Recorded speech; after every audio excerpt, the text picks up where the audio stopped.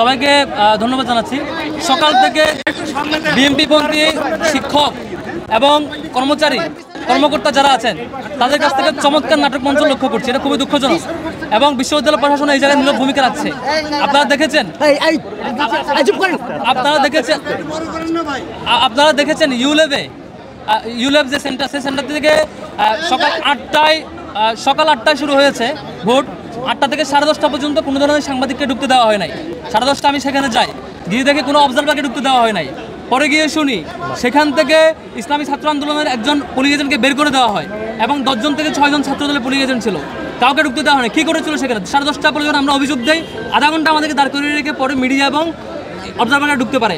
তারপর 21 হলে জিয়াউর নামে এক কর্মকর্তা, আপনারা নিউজে দেখেছেন, তথ্য প্রমাণ সহ সে পূর্ণাঙ্গভাবে ছাত্র দলের প্যানেলে ওই পূরণকৃত ব্যালট বক্সে দিয়েছে এবং শিক্ষার্থীদেরকে দিয়েছে তথ্য প্রমাণ সহ। সেই অভিযোগ যখন আসছে, সবাই যখন প্রেস কনফারেন্স করছে সেটি দেখার জন্য, টিএসসিতে আরেক বিএনপিপন্থী কর্মকর্তা সেটি দেখার জন্য আমাদের নামে নাকি একটা পেজে চেকবক্স দিয়ে কী করছে। আমি এখন তার বহিষ্কার এবং গ্রেপ্তার দাবি করছি। টিএসসি সেন্টারে যে এই কাজ করেছে, যার ব্যাপারে কনসার্ন আছে, যে স্টাফ, তাকে এখনই গ্রেপ্তার করতে হবে এবং সে পুরো নির্বাচনকে প্রশ্নবিদ্ধ করবার জন্য, 21 হলের ঘটনাকে লুকানোর জন্য, লুকোচুরি করবার জন্য সে এই ধরনের ঘটনা আশ্রয় নিয়েছে।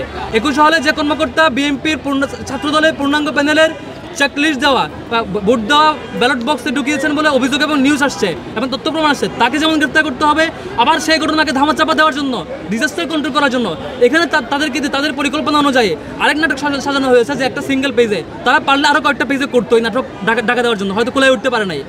যে করেছে তাকে এখনই গ্রেপ্তার করতে হবে এবং পানিশমেন্ট আওতায় নিয়ে আসতে হবে। কার এজেন্ডা বাস্তবায়ন করছে, তাদের সাথে কী ধরনের লবিং খুঁজে বের করতে হবে, এটা আমাদের দাবি। আর হচ্ছে প্রত্যেকটা জায়গায়, প্রত্যেকটা সেন্টার, যেমন আমি যেসব সেন্টারে গিয়েছি বলা হয়েছে প্রার্থীরা ভিতরে ঢুকতে পারবে না, কিন্তু ছাত্রদলে বিপি প্রার্থী আবিদ ঘুরে দেখেছেন, টিএসসিতে বারবার ঢুকেছেন, প্রত্যেকটা সেন্টার বারবার ঢুকছেন। মানে এটা নীতিমালা কি শুধু তাদের, মানে আমাদের জন্য? আমরা ঢুকতে পারবো না, তাদেরকে গেলে ঢুকতে পারবে। এটা খুবই দুঃখজনক। ইউনিভার্সিটি ক্লাবে বারবার ঘুরে দেখছে তিনি হচ্ছে সেন্টারের ভিতরে ঢুকছেন, সেটা খুবই দুঃখজনক। এভাবে প্রত্যেকটা নীতিমালা তারা ভায়োলেট করছে। সেই ভায়োলেট করা নিয়মকে ঢাকার জন্য, যখন ডিজাস্টার হয় সেটা দেখার জন্য আবার তাদের পন্থী কোনো কর্মকর্তা এবং শিক্ষক দিয়ে আরেক নাটক মঞ্চস্থ করছে। শিক্ষার্থীদের সাথে একটা বিট্রায়াল।